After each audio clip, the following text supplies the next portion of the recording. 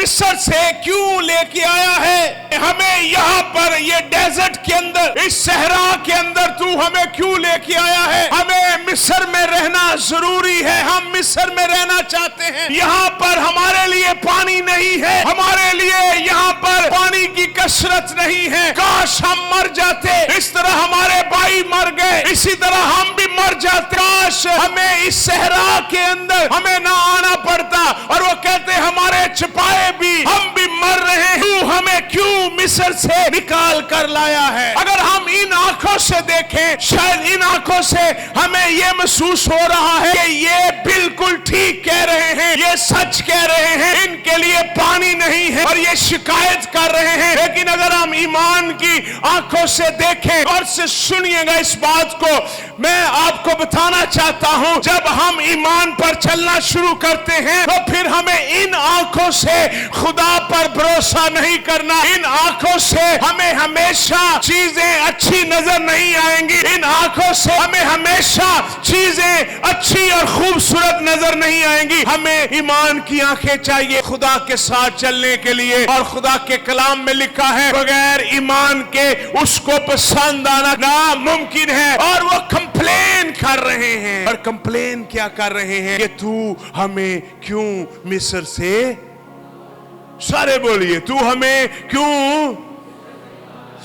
कभी आपने देखा, आपने किसी के ऊपर बड़ी इन्वेस्टमेंट की हो और वो आपसे फिर भी शिकायत कर रहा हो। यहां पर मूसा की जिंदगी क्या हो गई है? मूसा उनको निकाल के ला रहा है, लेकिन वो मूसा से क्या कर रहे हैं? शिकायत कर रहे हैं। वो मूसा से शिकायत कर रहे हैं, मूसा के खिलाफ बोल रहे हैं, मूसा से कह रहे हैं हमें वही जगह अच्छी है, हम वहां रहना चाहते हैं, हमें यहां नहीं आना, हमें ये चीजें अच्छी नहीं लग रही। लेकिन गौर से सुनिएगा, जो सहरा है ये हमारे ईमान का हिस्सा है। इब्लीस ने सहरा नहीं बनाया, उनको सहरा में से गुजरना था, जहां पानी नहीं है वहां से उनको गुजरना था। बड़ी दफा जब हम अपने ईमान की जर्नी शुरू करते हैं, रास्ते में हमारे सहरा आते हैं और हम शिकायत करते हैं, हम तो पहली हालत में ही अच्छे थे,